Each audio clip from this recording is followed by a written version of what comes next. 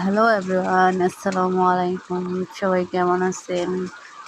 আশা করি সবাই ভালো আছেন। আলহামদুলিল্লাহ আমরা ভালো আছি।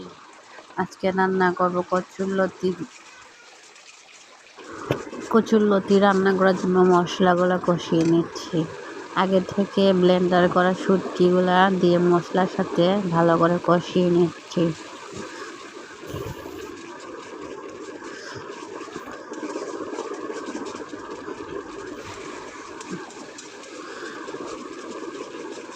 আর আপনারা চাইলে আস্ত শুটকি দিতে পারেন।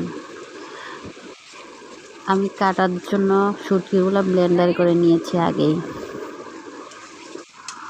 মশলাটা ভালো করে কষিয়ে নিব, যাতে ব্লেন্ডার করা শুটকিগুলো ভালো করে কষানো হয়। কিছুক্ষণ কষানোর পরে দিয়ে দিব কচুরলতি দিয়ে ভালো করে নেড়ে ঝেড়ে কিছুক্ষণের জন্য ঢেকে দিব।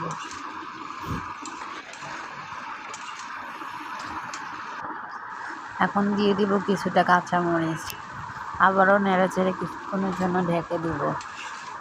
ভিডিওটি ভালো লাগলে আমার ছোট্ট চ্যানেলটিতে লাইক, কমেন্ট, সাবস্ক্রাইব করে পাশে থাকবেন।